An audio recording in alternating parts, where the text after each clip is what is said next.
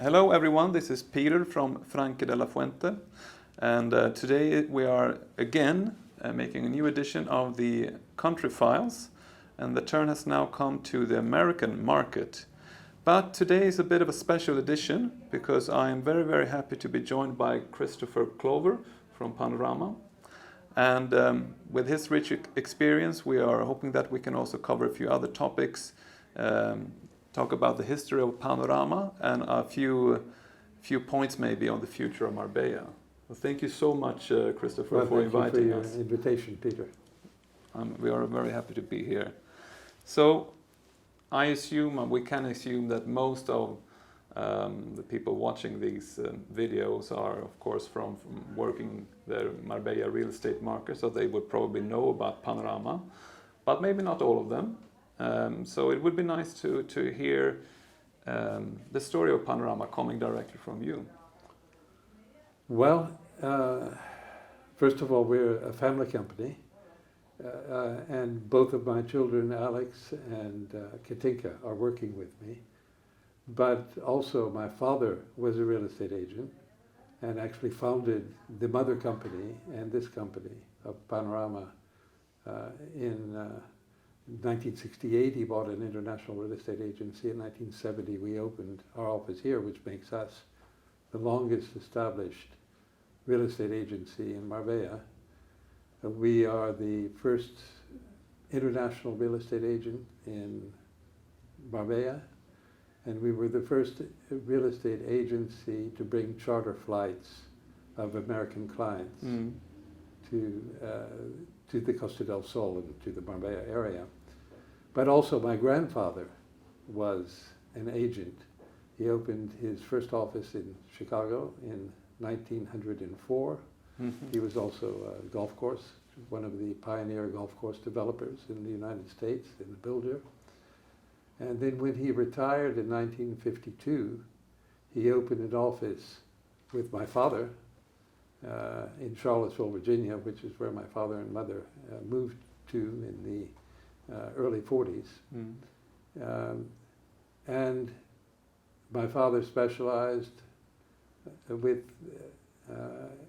in Jeffersonian type estates and farms in a beautiful part of the United States, which has 4 strong seasons and the Blue Ridge Mountains in the background, and lots of trees and vegetation and lakes and rivers, which was, I was privileged to have been brought up in that city. In 1968, he bought an international real estate agency in addition to his local real estate agency, which was called Clover Realty, called Panorama, with a partner. And this agency was specialized in the sale of international properties to Americans at the time, mostly along the eastern coast of America were the clients. Properties in Mexico and the Caribbean. And then after my father bought the company with a partner for a couple of years, they opened an office in Mallorca. So we had an office in Mallorca in those early years. And in 1970, and in Mexico City, my brother, Bill, my late brother, opened an office in Mexico City. And my father opened an office with his people in 1970 here in Marbella, basically to receive American clients who were coming in. At the time, we had planes full of clients who were in turn brought to us by advertising in the United States and networking through other agents on a co-broking basis. And our largest flight, I remember, we had 120 people with 80 buying units. That's buying units, let's say the man and the wife would count as one. No? And we made 60 sales. Oh, wow. In Nueva, Andalucia, in Bahia Dorada were our 2 principal points, and they were here for 4 or 5 days. I wasn't comfortable in that sort of operation. My wife my first wife and I, Kirsten, the mother of Alex and Katinka, moved over in 1973 for a year to take over this, to look after this office. But then we ran into a recession in the States. Mm. And In the 70s. In 1974. Yeah, that's we were here in crisis. 73. Mm. I remember the day I arrived because it was my birthday. Oh, I see. February the 16th. So the mother office faltered because of the recession and closed in late 1974. And we converted in that time to a local real estate agency, an international agency. And we were really, a lot of people were curious about us. But we managed to convert from an agency that was dependent on charter flights for clients to a viable local estate agency. 1974, through somebody we rented a property to, I was introduced to David Shamoun, who's the father, of course, of Danielle and Jenica Shamoun, who were the owners of the Panorama and Marbella Club. And David was my first administration client in 1974. And we had our first exclusive at that time, which was Las Lomas del Marbella Club, and selling plots. So thanks to David and a lot of new friends who gave us a lot of support, we sold a lot of properties to the Saudis and to Middle Easterners in the 70s. And we were very grateful for the reception that we got. And by the end of the 70s, we knew almost everyone who was here at the time. We grew in the 80s and 90s, and in about the turn of the century, both of my children joined us. And today we're a team of about 30 people between our two offices, opposite the Marbella Club and in Punta Romana next to Nobu. And we also operate a second agency called Punta Romana Real Estate, which is owned by the Punta Romana Hotel, Daniel Shamoun, in a joint venture with him, where we have access to all of the clients of the hotels and restaurants. Yes. And then can I ask, so in the beginning of the new venture here in Marbella in the early 70s, the company that was your grandfather or your father bought Panorama, the international agency in America, in the late 60s. And this company was already engaged in international real estate. So, but you did, at that time, were the Americans already looking abroad, interested in international real estate, and in particular Spain? Well, I think there was a time, you know, the Americans are pretty provincial, no? But most of our market, most of the interested parties were people who were fascinated in Europe, and many of them from European or Hispanic, in a reasonable percentage origin, or people of an income level where they could imagine themselves with a second home abroad. But indeed, most of the properties which we sold, we were selling villas for $24,000 at the time in Bahia Dorada and other properties in Nueva, Andalucia. And the Don Carlos Studio Hotel was one of our offers at the time. At the time, most of the people were buying more for investment purposes than for use. So you're working more with investors, you would say, than holiday people home buyers? People who would buy one home with the idea of playing with the idea of using it, maybe using it for a while, but renting it out and then 3 or 4 years later, when there was a recession, selling it. But there's never been a mass market in America for Spain. If you look at the numbers, there were, I think last year, 582,000 properties sold in Spain. And the American market, the foreign market is only 15% of that. And of the foreign market, only 1.58% were Americans. No, in terms of that, it's small numbers, of course, Americans. Very small numbers. But it's a visible trend, and that's why it's interesting to insignificant. And I must say, also since the mid-70s, we're not an American agency. I'm American. Yeah. But we have been and always have been an international agency. And so when no particular connection to America, nor referrals from agents in America or anything else. We have been all this time, since the mid-70s, a strong local agency, and we're still strong. How lucky I am to be having worked over 50 years in our business here and watched the evolution of this incredible resort city. That's amazing. And in the 70s then, when it all started, where were they buying the clients? Because at that time you had Americans actually flying in to invest. Absolutely. Locally here. Herded, controlled by us. We wouldn't let them out of our sight for the 4 days. You assisted them, serviced them.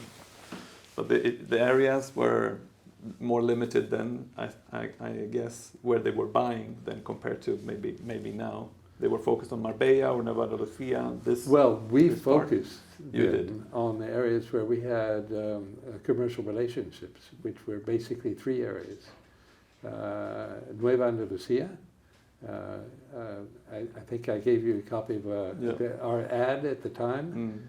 Bahia Dorada, which is west of Estepona, and the developers there. We were very successful in Bahia de Casares as well. And the Studio Hotel next to the Don Carlos Hotel. Yes. These were the 3 areas where we were concentrating on, and we were not involved in the resale market at that time. But we evolved to being resale specialists, which we remain today, and we have more resales. It's more complicated, believe me, more complicated than selling new properties. But the vast majority of the properties we're selling today are resale properties. Yeah.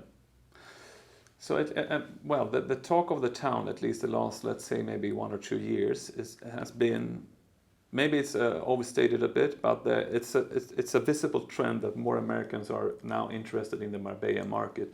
How would you say during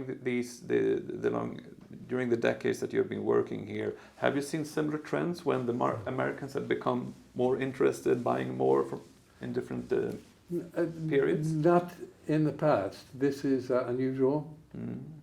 It's interesting. I looked at our own statistics, and of the almost 300 properties we've sold in the last almost 3 years, we had 6 sales to Americans, which is double the national average.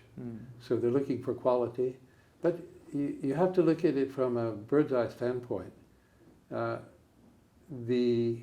There's more money today in private hands than ever before in the history of mankind, thanks in part to the savings of the pandemic and the evolution of the world economically, and the rich getting richer.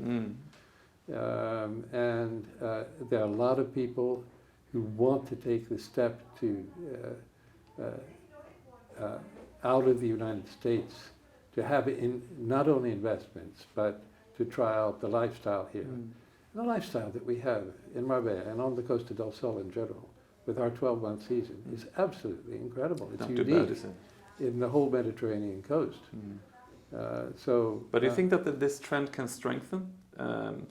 Knowing the Americans, that the word of Marbella can be spread more widely in the States, and we can see a more large influx of American buyers? You know, I don't think that you're looking at a major increase. It will increase as other markets increase over a period of time. But you have to look at Europe compared with the United States. You won't remember this, Peter, but I do very clearly. Before 1979, there were very, very few buyers from the United Kingdom in Marbella, or on the coast of Del Sol, or in Spain in general, or outside of the United Kingdom. Why? Because there were exchange controls at that time. What they called, it was the infamous dollar premium, they called it. Now Thatcher, when she came to power in 1978, in 1979, in 2 steps, she got rid of the exchange controls. And there was a rush of UK citizens to buy properties everywhere, including Florida in the United States and other areas in the United States.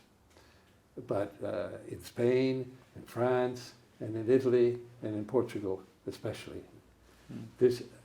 But interestingly enough, 3 years later, those UK citizens who bought in Florida or in the United States became net sellers. The question is why? It's the jet lag. To be able to use a property, you have to,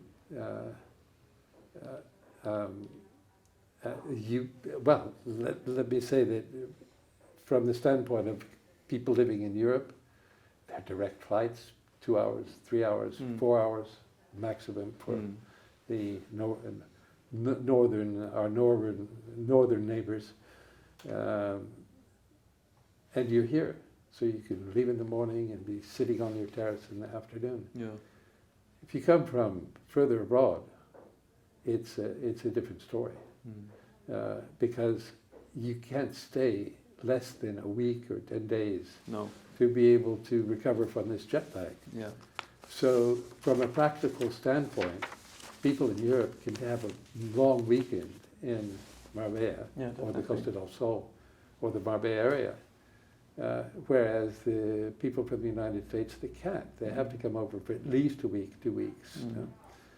So the market will remain basically in Western Europe and further abroad. I mean, you look at our Middle Eastern friends, what incredible multiculturalism we have here, which is so successful compared with other places in the world. But our Middle Eastern friends, they basically come over for the whole summer. I mean, talking about minimum 2-3 weeks, but generally speaking, a month, 2 months, 6 weeks, maybe 3 months, because it's also a 5-hour flight, even if it's direct, 4.5 hours, I think.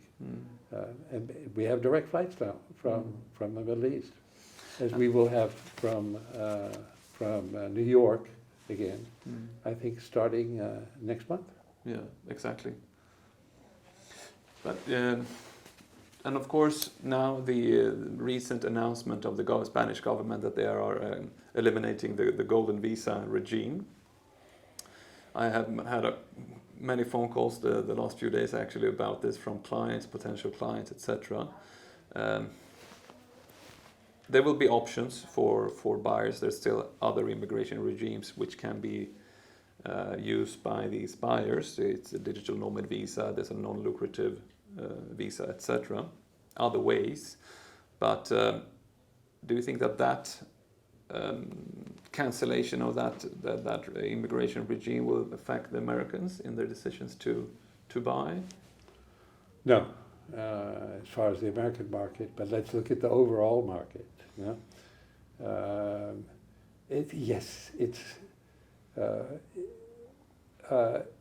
It's not welcome news, and it's very bad publicity for quality tourism, for any sort of tourism, because there are certain sectors of our of the national government, which are not particularly,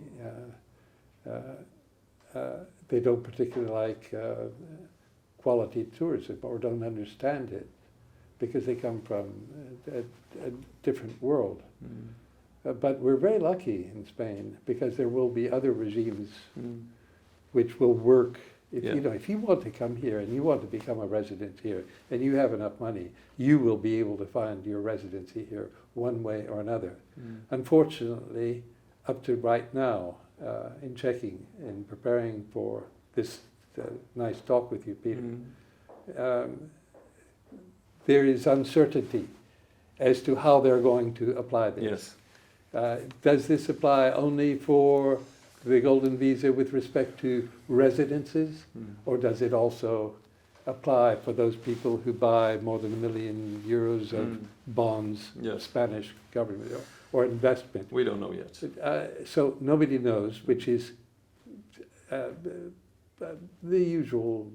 And what it's we also, would expect there's also from always a legislation process that needs to exactly. So the uncertainty of having announced this before having thought it through, really, and under false prejudices, because this does not affect the housing market at all, no, at all, whether in the big cities or not.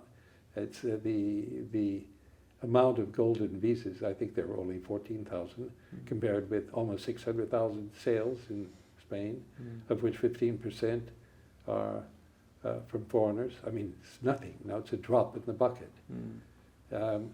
But we have to also look at how lucky we are compared with many other countries as far as the tax regime in Andalucia, which is, along with Madrid, the most tax advantageous autonomous region in the whole country. And we have to look that the middle to right-wing governments in the regional authorities, within the regional 17 regional governments, 14 of them are governed by middle to right-wing Partido Popular, along with Vox in some circumstances, in some incidences.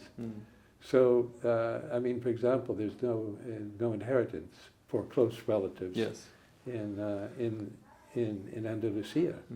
No inheritance tax or gift tax, depending, of course, on the relationship. There's no relationship, yes. And wealth tax, of course, abolished as well quite recently. Exactly. So we have tremendous advantages here. And in summary, it's not going to affect greatly the sale of real estate here, because there will always be a way, if somebody wants to have a residence here, that they'll be able to get it. It goes well in hand with the attraction of Marbella itself in the region, and we will talk about this in the end, maybe in our conversation about the future of Marbella, etc. But if the area is attractive enough, clients will find a way to stay here for as long as they want. Absolutely, absolutely. Right. Even though the American buyers in real numbers is, of course, an insignificant, as you put it, piece of the market, but it would be still interesting to know, because this video maybe will be seen by other agents here on the coast. You as an American yourself, with your knowledge about the Americans and maybe their expectations when they are buying a property and their traditions of the system in America. Would you have any advice to real estate agents on the market when if they have a first American client? Is there anything in particular that you would advise them to keep in mind? Well, I think, taking just a step back from that question, in America, agents are highly regulated. Yes. I got, for example, I worked part-time with my father's agency in Charlottesville, Virginia, and I got my first real estate license in 1967. And it is highly regulated. For example, agents do contracts. They do the earnest money type of contracts, which are basically very simple contracts, which are the equivalent of our reservation agreements here, except they're binding with certain conditions. If the property is not free and clear of liens and encumbrances, well, then you get your money back.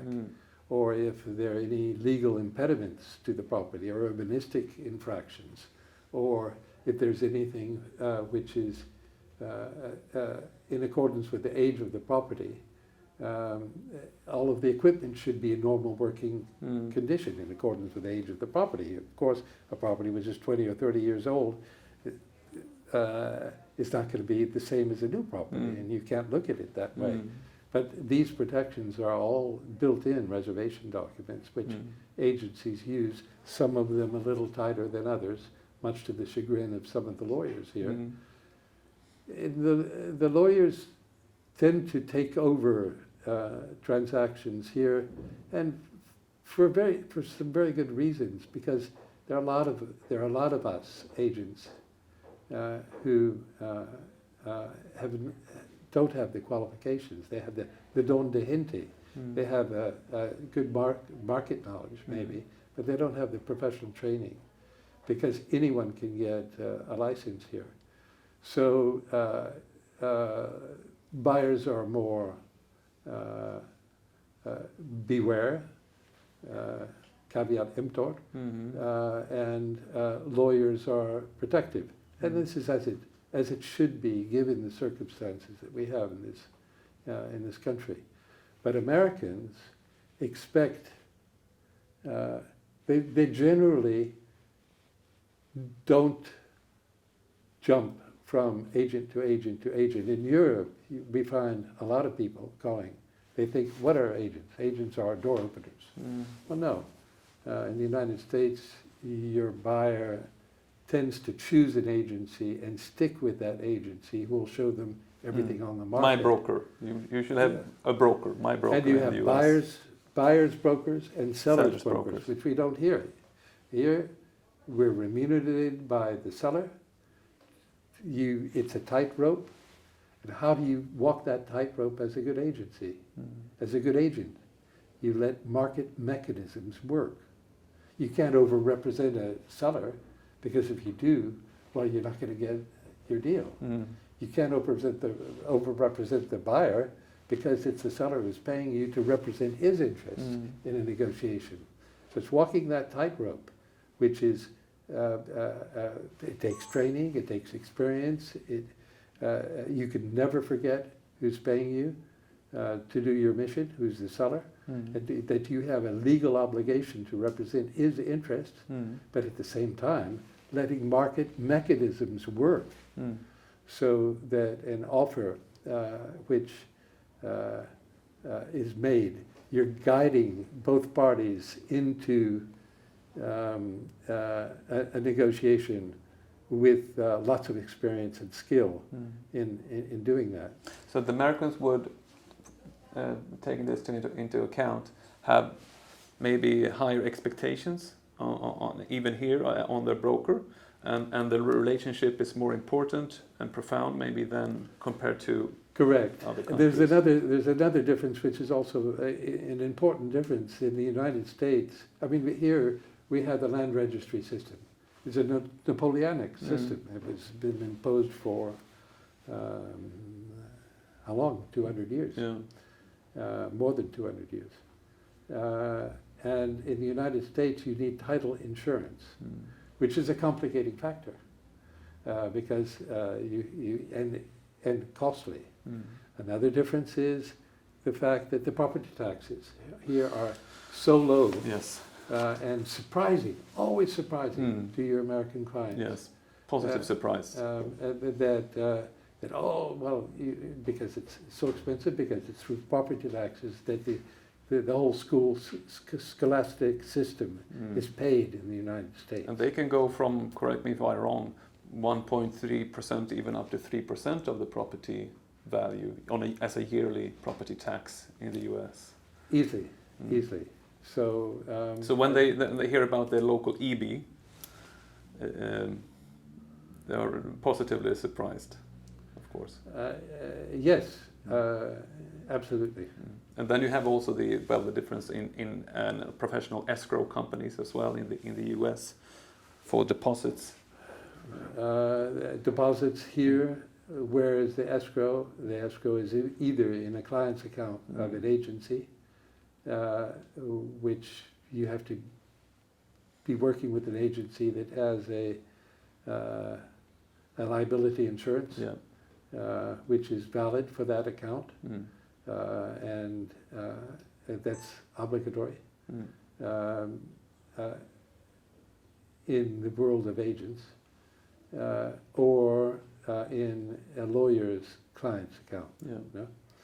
Client's accounts are not particularly understood very well by the tax authorities, so you have to be extremely careful in documenting absolutely everything with reference to meticulously, the deposits and the payments from a client account, as you'd have to do with your own account. Yeah, of course. But it's very different when it's other people's money.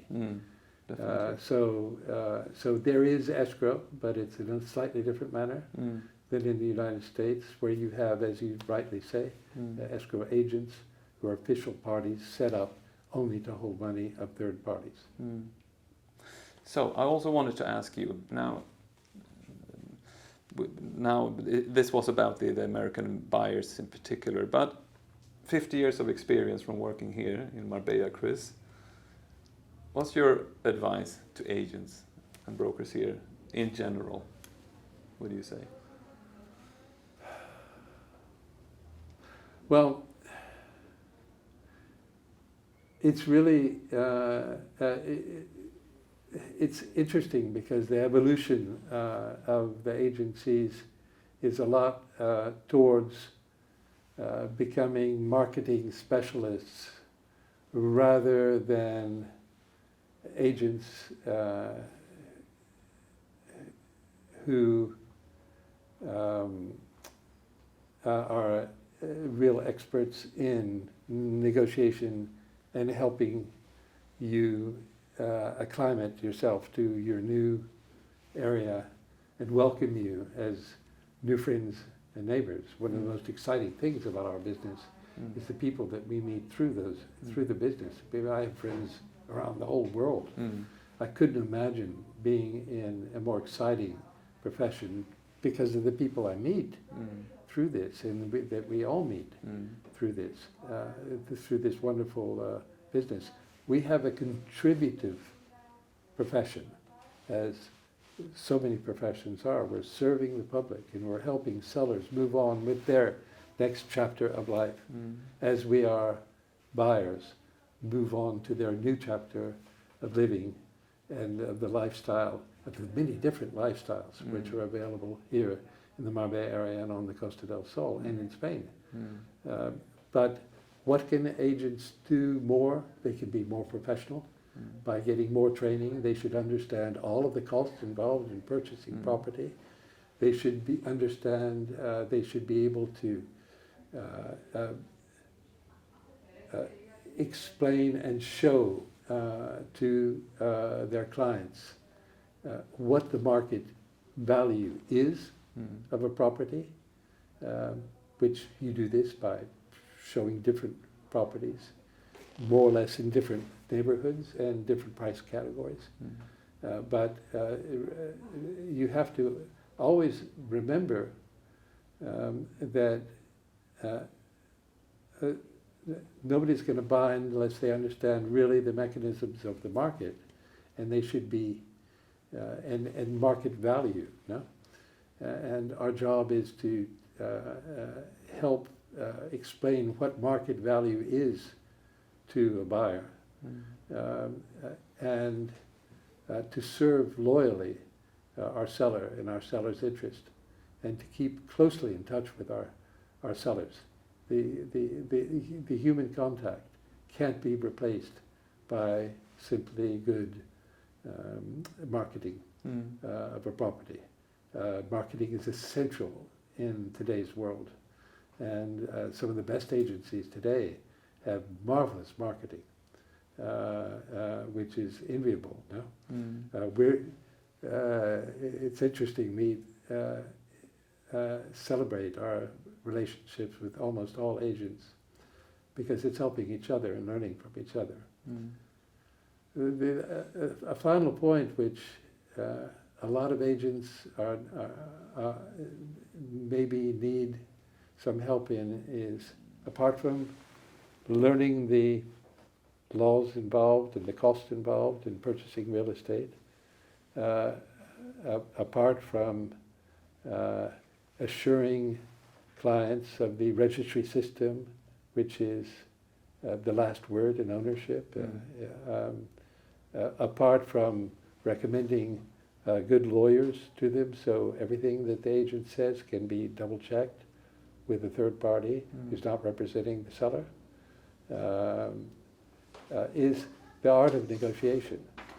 Because negotiating a property, I mentioned earlier, we let market mechanisms work, which is why we're able to walk that line carefully. And the art of negotiation. Avoiding conflicts of interest. And the art of negotiation. It's difficult at school. It's almost done through learned by experience. Am I right? Well, it's never offer first. Get the other party to let you know where they are, and as much information as you can get from both sides.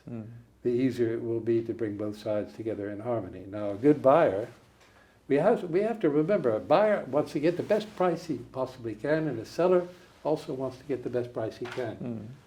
So the art of negotiation is bringing both parties together in harmony with a lot of skill and experience. And they're both reasonably happy when they shake hands. Well, we want everyone to be happy.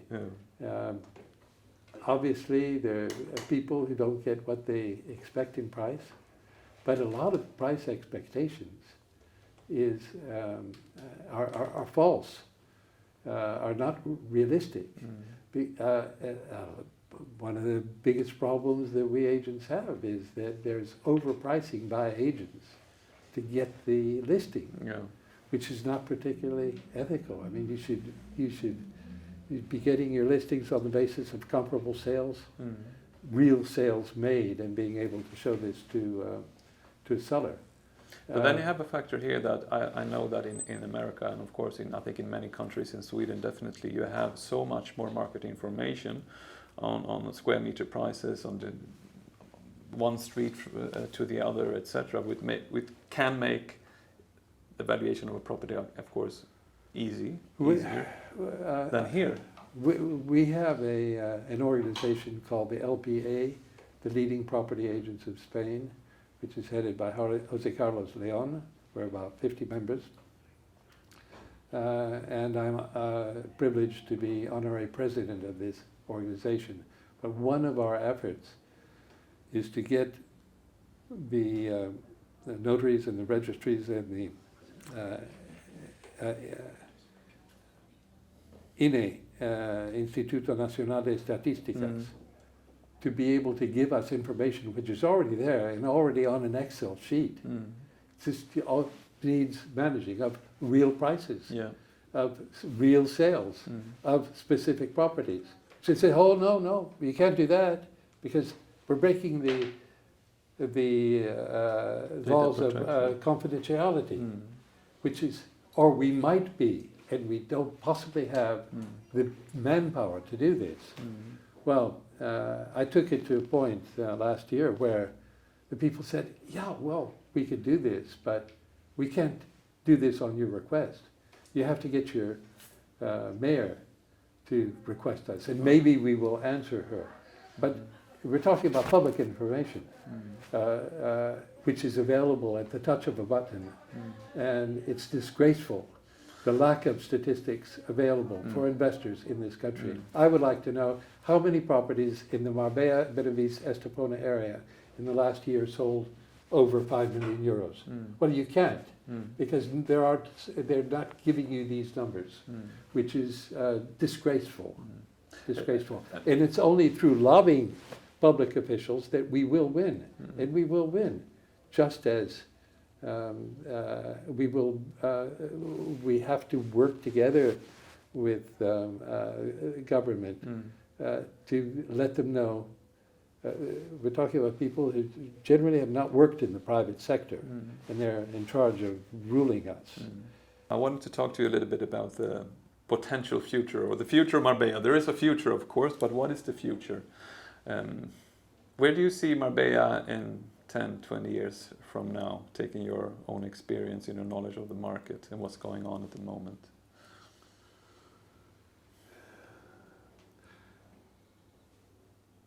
It's a really good question, Peter. When we made a decision, thanks to a French associate of my father at the time, to open an office here in 1970, it was because Marbella was already on the map.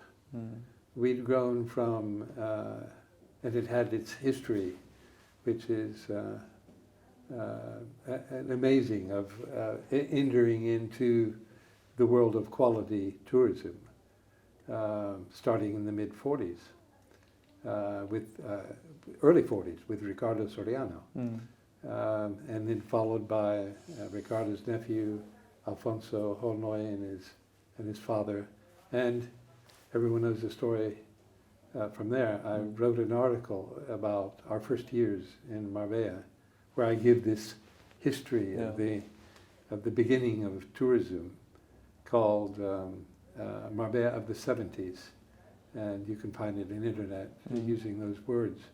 But we chose Marbella because it had every hallmark of, it was already famous, it was already a jet set, it was in the press, and the elite of Europe were coming here, and it was an elegant place to come. Well, it's evolved over these years, as we thought it would, into a 12-month season, which we hit when we had this critical mass of, call it, between your census population and the floating population. The census in 1990 was about 100,000, and the floating population was maybe 50,000 off-season, and that just opened up the 12 months because there was enough activity to keep everything active. And then since the last few years, especially the pandemic, it's moved even, so there's less low season, or almost no low season, because there's an activity year-round in Marbella. So we've moved to a 12-month season over this 54 years that we've been here. We've maintained a place where elegant people can come, but it's not just jet set or ultra wealthy people who are coming here. The people from all over Europe, basically, but also the world, because of the amazing lifestyle that we have here. And as we mentioned in a conversation we had earlier, the ability to be able to work from home, anywhere.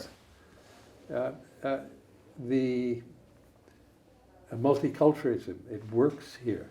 There's no clashes like there have been in so many other countries, of the failure of multiculturalism and the inability to integrate. We've got an amazing community with different lifestyles, and the evolution has been, evidently it's not the same, but it's a place where people with who are wealthy and fortunate in their lives can find great restaurants. I was reading just this morning of the 23 restaurants in the Michelin reference restaurants in the province of Málaga. 11 of them are in Marbella. But if you see where we've grown in the last 2 or 3, 4 years, how many times have I heard people talking about real estate, clients of ours or friends of ours, or at parties talking about the real estate market in Dubai, Miami, London, and Marbella. Well, Marbella is a tiny place compared with these other places. That's a statement. Why Marbella? It's because everyone is focusing on Marbella as a quality place to live with these almost an infinity of different lifestyles that you can lead. But a place where people who have money, they have places to go to here. Look at the amazing restaurants, worldwide restaurants, chains that have opened here. Daniel Shamoun has brought to Punta Romana, he's brought Nobu, he's brought Cipriani, he's brought Gaia. And what is the name of Antonio Banderas? I don't know the name. I have to get out more clearly. But if you look at the newest one, which is Gaia, where are they set up? Well, they have a restaurant in Dubai, in Doha, in Miami, in London, in Monte Carlo, and Marbella. So if you look at this tendency, we've been able to preserve one of the few places on the Mediterranean coast where people with money, or people with less money, or people who just want to work in a great climate, the best climate of all of Europe, on the Costa del Sol. I mean, you got to remember, it's not just all about jet set and elegance. No, it's and a long coast. People with luxury and money. There's a tremendous variety of people here. Yes. And how do we keep that for the long run, for the future? How do we nourish that? How do we support that magnificent lifestyle that can be? Such a wonderful question. First of all, it's Marbella, the Marbella area, Benavides, Estepona, Mijas Costa, west of Estepona. It's not for everyone. And we shouldn't be wanting all of Europe to come here. The prices will basically preclude that, because prices are going to come up and make it, a lot of people will be able to afford it. And also, just the cost of living in Marbella is like a third, quarter more than in the countryside, just next to us. But how do we keep the quality? It's by putting the necessary pressure and cooperation and collaborate to insist on the governmental authorities, starting with our municipal government and the provincial government and the regional government and the national government, to keep the quality of the infrastructure, the security, and the public services that we have here. But not just keep them. Raise the bar. Raise your sights. Motivate the several thousand municipal workers we have. Some of them, the younger as well, all of them. Some of them many of them are wonderful people. But you got to get them excited. Let no corner of Marbella be left abandoned. Fix every single road. Keep Marbella totally clean. Make sure the beaches are in perfect condition. Cost whatever it costs.